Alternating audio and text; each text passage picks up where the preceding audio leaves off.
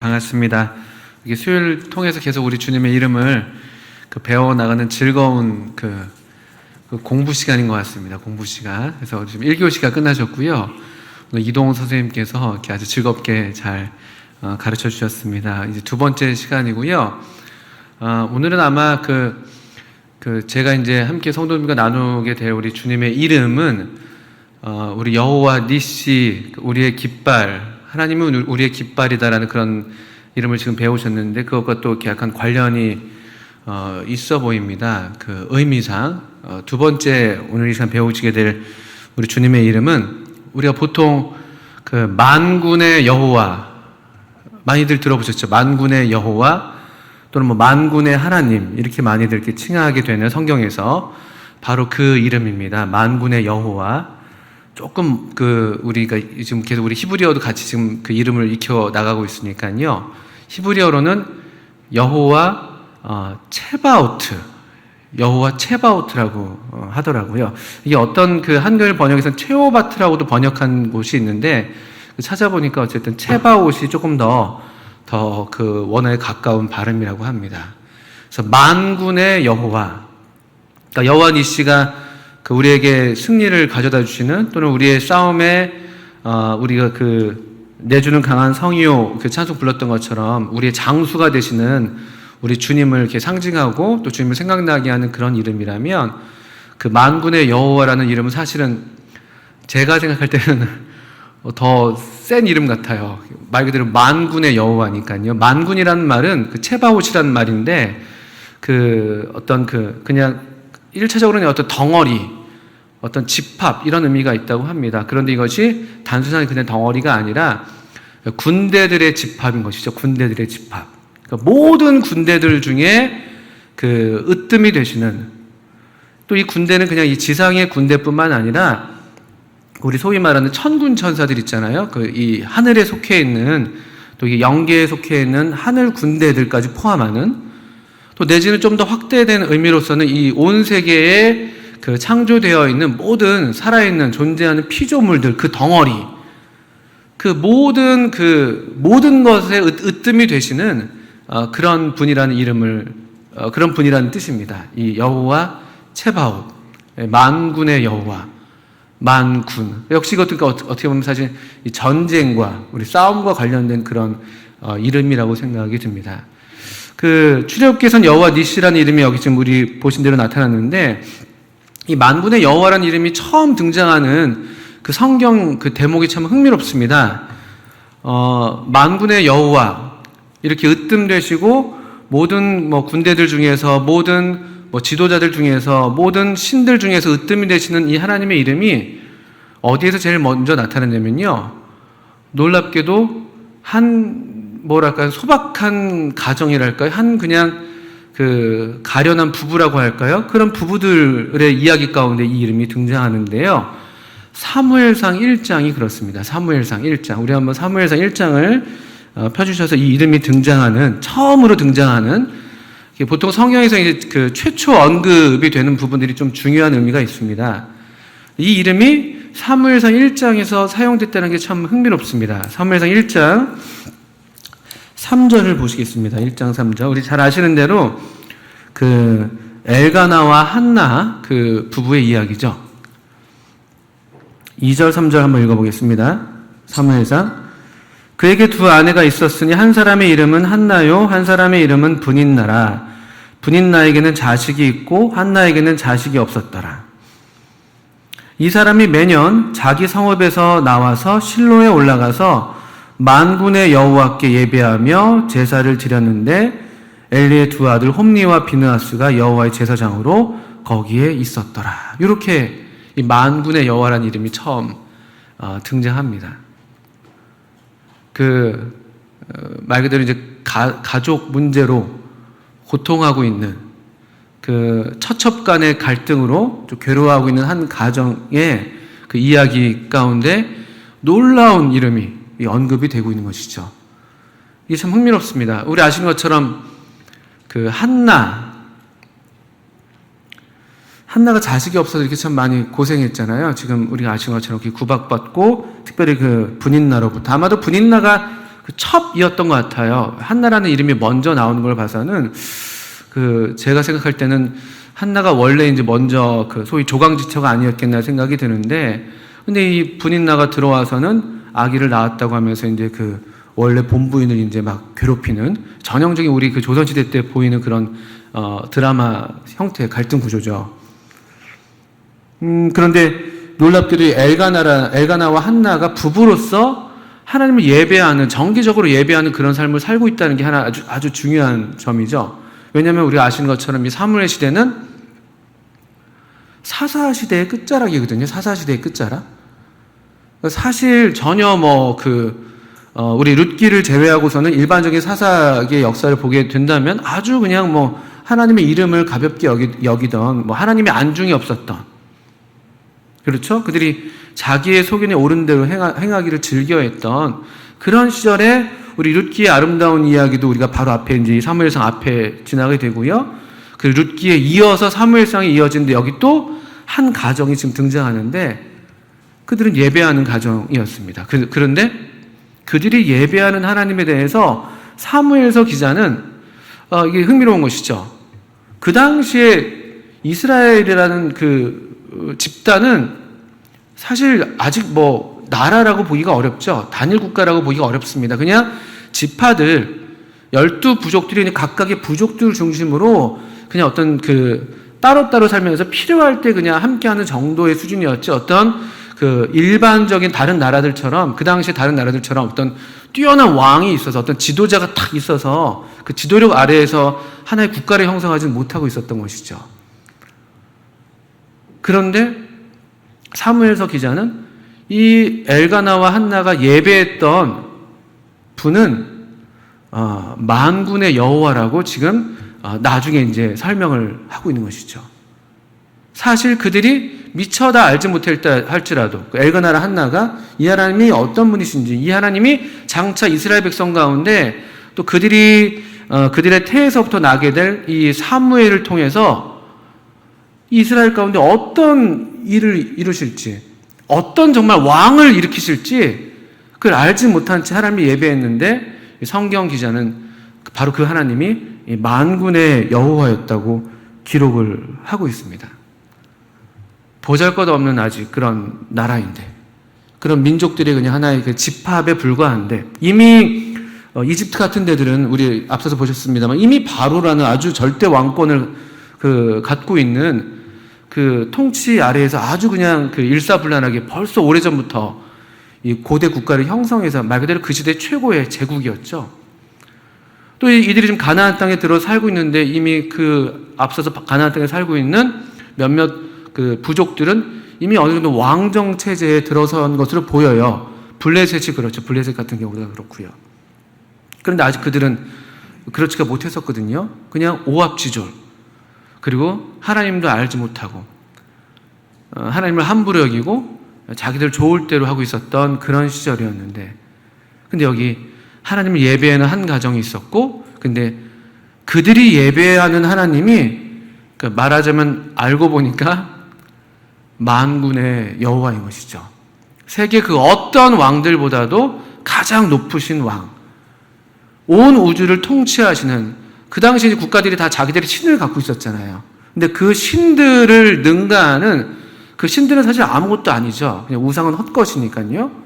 근데 그 우상들, 그 신들을 훨씬 능가하는 최고의 절대 지존자라고 불릴 수 있는 그런 만군의 여호와라는 사실이 사무엘상 1장에서 계시되고 있다는 것은 아주 특이할 만한 점입니다. 왜냐하면 사무엘상서부터 비로소 이스라엘이 무엇으로 이제 형성되고 있습니까? 이 국가로서. 물론 그것이 하나님께서 원래 기뻐하셨던 그런 형태는 아니었음에도 불구하고 하나님 마음에 합한 다윗이라는 상징적인 왕을 마침내 세우심으로써 이 다윗이 나타내는 바 정말 절대 권력에 아주 지극히 공평하고 정의롭고 선한 한 왕, 온 세계가 굴복하게 되는 한 왕, 그 왕을 우리로 보게 하시는, 우리를 소망하게 하시는 그와 같은 놀라운 섭리가 사무엘상부터 펼쳐지고 있을 때, 이 만군의 여호와라는 이름이 여기서부터 시작된다는 건 굉장히 의미심장한 것이죠. 또 11절에 보시면 사무엘상에서는 실제로 만군의 여호와라는 말은 5번밖에 나오진 않습니다. 근데 11절에 이제 또 한 번 나오는데요. 이제 한나의 기도 가운데 이제 기도를 이제 시작할 때 얘기가 기록이 되어 있습니다. 서원하여 이르되 만군의 여호와여, 만일 주의 여종의 고통을 돌보시고 나를 기억하사 주의 여종을 잊지 아니하시고 주의 여종에게 아들을 주시면 내가 그의 평생에 그를 여호와께 드리고 삭도를 그의 머리에 대지 아니하겠나이다. 이 한나가 또 하나님을 부르는 그런 그 장면을 묘사하는데, 역시 사무엘서 기자는 한나가 하나님을 불렀던 그 이름으로써 만군의 여호와라는 이름을 부르고 있어요. 그러니까 이게 우리가 부를 수 있는 이름인 것이죠. 사실 한나는 뭐 인간적으로 볼 때 소망이 없는 것이잖아요. 지금 오래도록. 그러니까 우리가 정말 누구도 우리의 문제를 해결할 수 없다고 여겨질 때 있습니다. 사람은 도저히, 또는 뭐 어느 누구도, 사람뿐만 아니라 우리가 뭐 의지할 만한 곳이 아무것도 없어 보이는 그런 때가 있을 수가 있죠. 이 세상에는 어느 무엇도, 어느 누구도 내 문제를, 나를 도와줄 수가 없어, 이렇게 생각할 수 있을 그런 때가 있는데요. 근데 그럴 때 부를 수 있는 이름인 것이죠. 한나가 왜 다른 하나님의 이름을 알지 못했겠어요? 이런 경건한 가정에서. 근데 이 사무엘서 기자는 한나가 이 하나님을 불렀을 때 그 이름으로 역시 또 만군의 여호와라는 이름으로 불렀다고 지금 기록을 하고 있는 것입니다. 다른 누구도, 이 세상에 어떤 권력자도, 어떤 왕도, 어떤 힘 있는 자도 할 수 없을지 몰라도, 그렇지만 만군의 여호와, 그분은 능치 못하신 게 없다는 그런 신앙의 표현 아니겠습니까? 그리고 우리가 한나가 믿는 하나님은 이런 하나님이어야 되는 거예요. 우리가 믿는 하나님도 이런 하나님이시고 이런 하나님이어야 되는 것입니다. 왜냐하면 그렇지 않으면 우리 하나님을 믿을 이유가 없어요. 하나님이 만군의 여호와가 아니시라면 다른 그냥 뭐 여러 신들 중에서 그냥 뭐 한 종류의, 한 동급의 신 정도에 불과하다면 우리 하나님은 하나님이 아니에요. 이런 놀라운 이름을 사실 이 한나가 붙들고 있었고, 그렇기 때문에 우리가 하나님을 믿는다고 하는 우리들도 마침내 붙들 수 있는 이름이 남아있다면 바로 이 이름인 것이죠. 다른 누구도 할 수 없는, 어떤 권력자도 할 수 없는 이 생명의 주관자로서, 이 천지의 주관자로서, 그래서 이 생명으로서 이 죽음의 세력과 싸우는, 또 이 생명의 나라, 그 아들이 다스리시는 사랑의 나라를 마침내 완성하실 그 능력을 가지신 참된 왕, 유일한 왕, 만군의 여호와이신 것이죠. 아주 흥미롭습니다. 이 막힌 태가 열리는 것으로서 사무엘서가 시작되고, 그런 모양과 아주 비슷하게 이 하나님의 나라가, 이스라엘이라는 하나님의 선택받은 나라가 이 여인을 통해서, 태어난 사무엘을 통해서 기름 부음 받는 사람들이 일어나게 되고 하나님의 나라가 열리는 것이죠. 하나님을 최고로 여기는 그런 백성들, 다른 어떤 신들은 다 뒤로하고 그것들은 다 묻어버리고 버릴 수 있을 정도로 최고한 유일한 하나님을 믿고 따르고 그분을 섬기고 그분의 보호를 받는, 그분의 통치를 받는 그런 하나님의 백성들이 이제 본격적으로 역사 가운데 시작되는 장면이 사무엘상이고, 거기에 우리 만군의 여호와 이름이 나타나게 됩니다. 근데 이 4장에서 보시면, 우리 사무엘상 4장에서 이제 또 한 번 나오는 만군의 여호와 이름인데요. 아시는 대로 이제 블레셋과 이제 이스라엘이 전쟁이 일어났습니다. 그때 이 홈리와 비느하스라는 사람, 당시 제사장으로서 엘리의 두 아들이었죠. 이들은 이 만군의 여호와를 모시는 그 임재가 있는 언약궤, 그 실로에서 하나님을 섬긴다고 하고 있었지만, 사실은 하나님을 섬기기는커녕 자기를 이제 섬기는, 자기의 배를 불리는데 더 빨랐던, 하나님보다 자기가 먼저였던 삶을 살고 있었죠. 그들에게 하나님은 그러니까 만군의 여호와가 아니었던 거예요. 거기 정말 만군의 여호와가 계신데 그 만군의 여호와의 언약궤가 거기 있는데 사실 이 홈리와 비느하스는 입으로는 하나님을 섬긴다는 사람들이었지만 하나님이 그들에게는 만군의 여호와 하나님이 아니었습니다. 그러니까 이 하나님의 언약궤를 아주 망령되게 사용하죠. 마치 이 만군의 여호와시니까 우리가 얼마나 그분 앞에 두려워 떨면서 그분께 충성을 다해야 돼요. 그런데 도리어 이 언약궤를 자기들이 이용할 수 있을 거라고 생각하는 그런 망령된 생각을 했습니다. 그래서 전쟁에서 불리하니까 마치 이게 하나의 마법처럼 이제 생각을 하는 것이죠. 언약궤를 가져오면 우리가 승리할 수 있을 거야. 그런 어떤 하나님의 이름을 이제 망령되이 일컫지 말라고 했는데 바로 그런 어떤 행동을 하는 것이죠. 그럴 때 아주 하나님께서 엄유하게 도리어 사실은 흥미로운 게 이 하나님의 언약궤가 진영에 들어왔을 때 6절 이후에 보기도 오히려 블레셋 사람들이 더 이 하나님의 이 언약궤의 의미를 더 잘 알고 두려워해요. 막 물론 이스라엘 사람들이 이제 막 흥이 돋아가지고 막 소리를 지르기도 했었습니다만 이런 이제 장면이 오히려 블레셋 사람들의 그 묘사가 그들에 대한 묘사가 더 많이 나옵니다. 그리고 이스라엘 백성들이 오히려 패하게 되는, 그리고 놀랍게도 이 하나님의 궤가 빼앗기고 홈리와 비느하스가 죽임을 당하고 엘리도 그 소식을 듣고 또 죽게 되고, 엘리의 며느리가 아들을 낳을 때 이름을 이가봇이라고 하면서 하나님의 영광이 떠났다라는 아주 슬픈 이름으로 그 이름을 지으면서 아주 비극적인 이야기가 한 장면이 여기 나와 있습니다. 그러니까 이 만군의 여호와이신 하나님을 불신하고 또 도리어 함부로 여기고 망령되게 일컬었을 때 이 하나님이 얼마나 어미하신 분이신지를 이렇게 보여주는, 이 만군의 여호와 하나님은 얼마나 참 두려워할 만한 분이신지를 보여주는 그런 장면이라고 볼 수가 있죠. 그 다음에 이 만군의 여호와라는 이름이 사무엘상 15장에 또 한 번 언급이 됩니다. 아까 흥미롭게도 그 아말렉을 진멸하라는 명을 사울에게 주셨을 때죠. 15장 1, 2절 보시면 이제 사무엘을 통해서 사울에게 기름을 붓고 그 이제 왕이 됐는데요. 이제 이 왕이 15장 1절 하반절에 보시면 이제 왕은 여호와의 말씀을 들으소서. 이거 잘 보셔야 되는 것이죠. 왕이라고 해서 자기 마음대로 할 수가 없는 거예요. 우리 일반적인 이 세상에서는 왕이 최고잖아요. 근데 왕이라고 해도 여호와의 말씀을 들어야 되는 것이죠. 왜냐하면은 2절에 보신 것처럼 이 우리 여호와, 우리 하나님은 만군의 여호와시니까요. 만군의 여호와께서 이같이 말씀하시기를 아말렉이 이스라엘에게 행한 일, 곧 애굽에서 나올 때 길에서 대적한 일로 내가 그들을 벌하노니 하면서 우리 그 아말렉과의 전투를 다시 우리로 회상하게 하시죠. 우리의 깃발이 되셨던, 승리의 깃발, 우리의 장수가 되어주셨던 우리 하나님을 떠올리게 하면서 이 만군의 여호와께서 멸하지 못할 그런 민족이 어디에도 없다는, 또 이 만군의 여호와께서 반드시 또 정복해야 될 그런 대적으로서 이 영원토록 아말렉과 싸우겠다고 서판에 기록하라고 우리 아까 출애굽기 17장에 나와 있었는데요.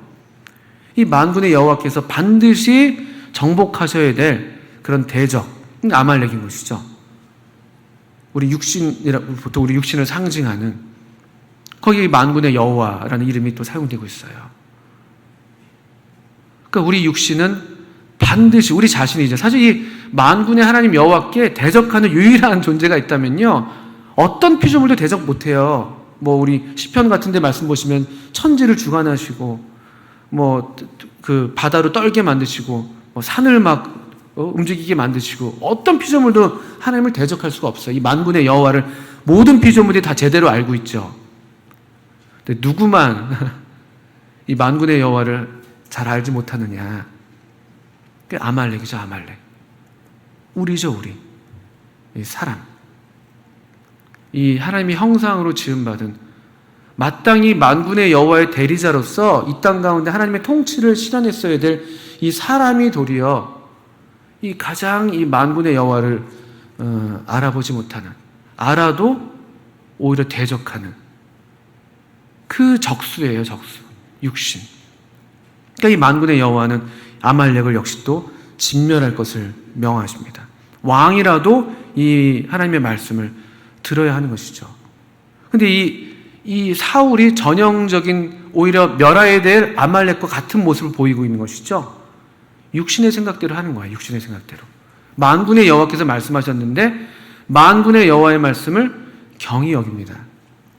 그리고 좋아 보이는 것을 남겨두고 역시 또 그 핑계로서 하나님께 제사 드릴 좋은 것을 골랐어요. 그걸 남겨뒀어요. 아주 흥미로운 장면입니다. 진멸해야 될 아말렉의 모습을 띠고 있는 사람이 바로 사울인 것이죠. 이 만군의 여호와를 대적하는 유일한 피조물. 근데 하나님의 사람 이 사무엘이 이 아각 그 아말렉 그 아각인가요? 그래서 아각을 이제 멸하고 대신해서 멸하고 또 이제 하나님께서 당신을 버리셨다고 아주 엄중한 이 심판을 그런 어떤 심판으로 15장이 마무리가 됩니다.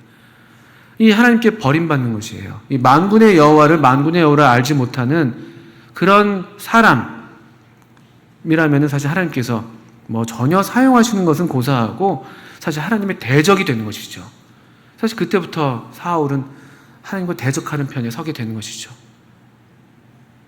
그 이와 정반대로 사무엘상의 이제 하이라이트죠. 우리가 가장 잘 아는 아주 유명한 이야기에서 이 만군의 여호와가 한 번 더 등장합니다. 우리 사무엘상 17장이죠.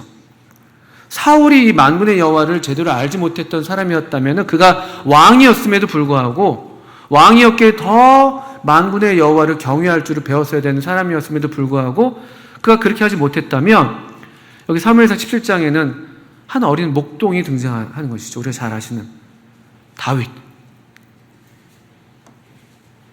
다윗이 만군의 여호와와 무슨 상관이 있겠어요? 그냥 양치기에 불과한데.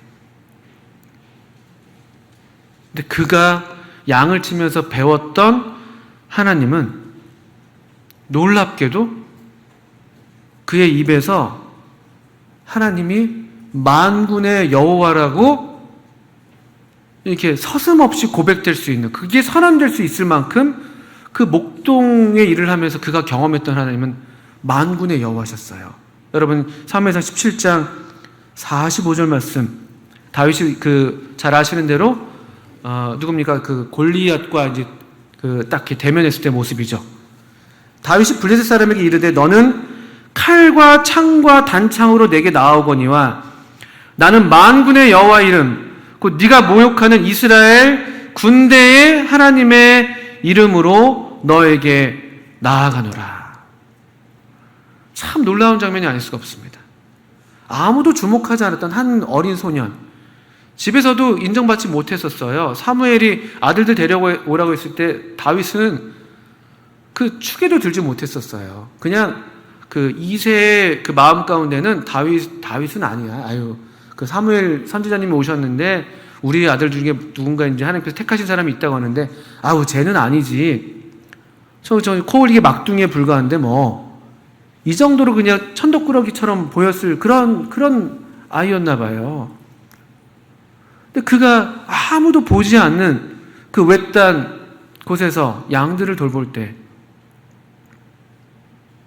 그의 마음 가운데 어떻게 그런 마음이 생겼는지, 이 이스라엘 백성은 살아계신 하나님의 군대이고 우리 이스라엘의 하나님은 만군의 여호와시고 아주 작은 나라에 이제 막 태생한 나라인데 이미 그 주변에 이 무수한 제국들이 막 들끓고 있는데 남쪽으로 북쪽으로 또 이 이스라엘을 가운데 두고 서쪽으로 또 동쪽으로 이미 강성한 나라들이 있는데 거기 이제 막 시작한 한 나라. 그런데 그 나라에 대한 이 다윗의 인식이 놀라운 거예요. 17장 예를 들면 26절 같은 경우에 보시면 끝부분에 보시면 살아계신 하나님의 군대를 모욕하겠느냐. 다윗은 이 이스라엘을 또 이스라엘의 군대를 아주 약한 군대잖아요. 지금요. 아주 약한 군대거든요. 무기도 변변치 않았었어요. 그 전에 보니까요.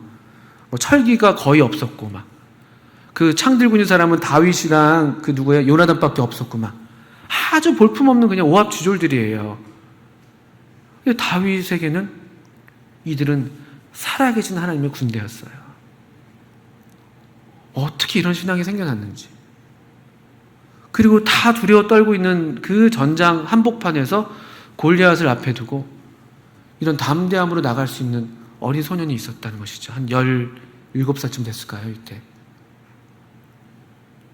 너는 칼과 장과 창과 단창으로 내게 나아오거니와 나는 만군의 여호와의 이름 곧 네가 모욕하는 이스라엘 군대의 하나님의 이름으로 너에게 나아가노라. 46절.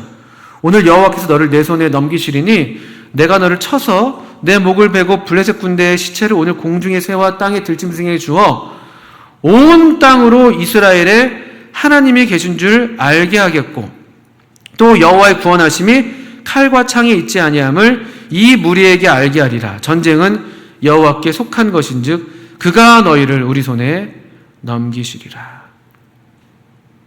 이게 사무엘상의 5번의 우리 여호와 체바옷 만군의 여호와라는 이름이 언급된 기록 중에서 마지막 기록이 돼요. 얼마나 영광스러운 이름인지. 그래서 이 싸움을 통해서 다윗이 바랐던 것은요, 아까 우리 홈리와 비나스나 사울 같은 경우는 하나님을 이용해서 자기를 채우려고 했던 사람이었다면은 이 다윗은 다른 게 없어요.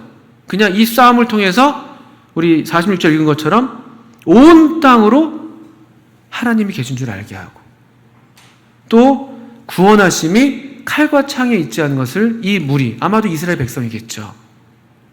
이 하나님을 알게 하는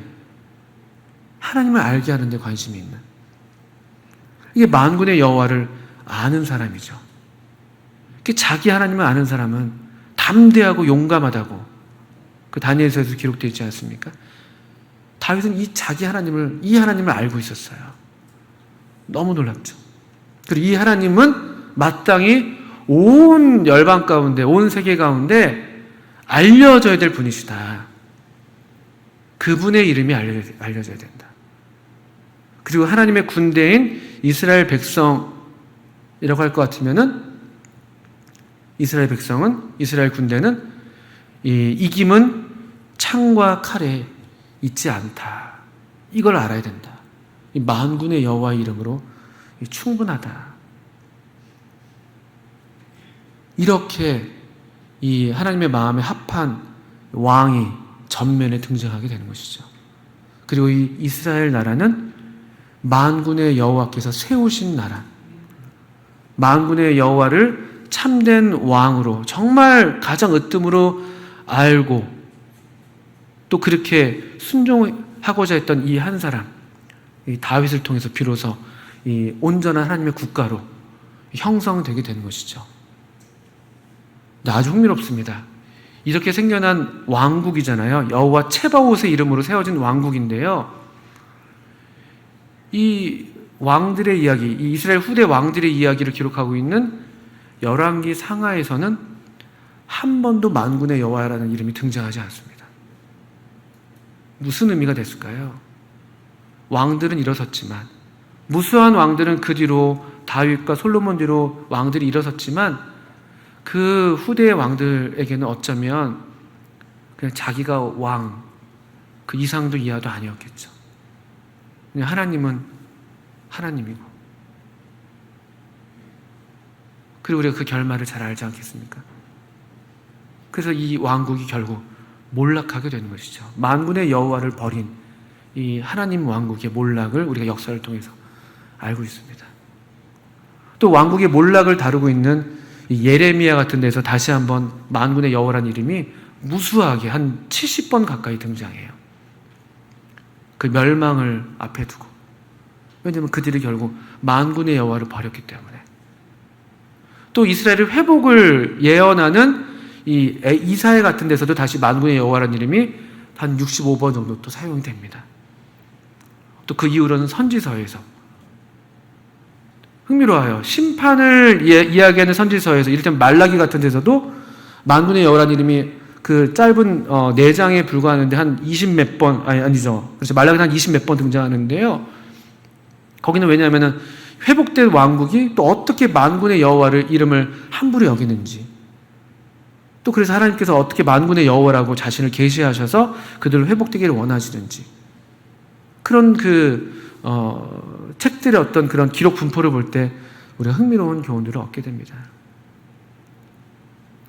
모름지기 우리가 짧은 시간에 그래도 기억해야 될 것이 있다면, 한 가지는 이 이름이 처음 등장했던 때처럼 우리 중에 한나 같은 그런 경우에 계신 분이라 할 것 같으면은 우리가 부를 수 있는 이름이 있습니다.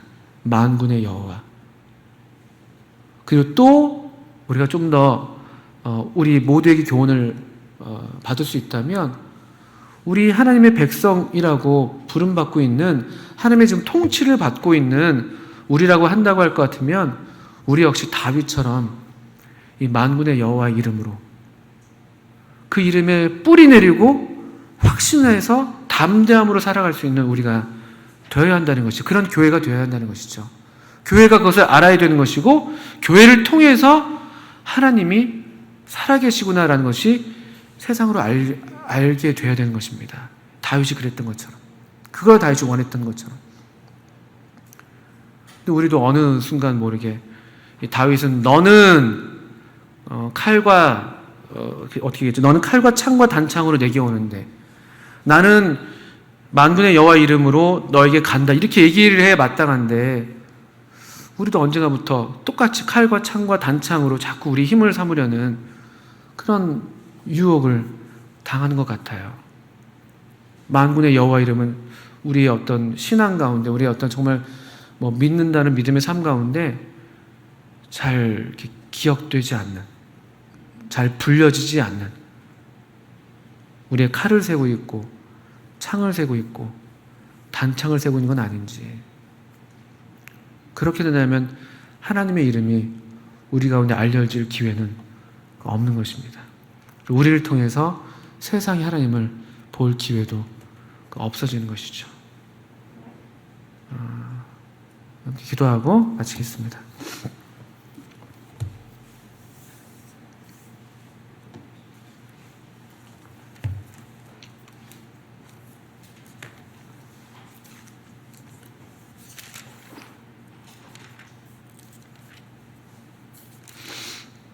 어떤 사람은 병거, 어떤 사람은 말을 의지하나 우리는 여호와 우리 하나님의 이름을 자랑하리로다.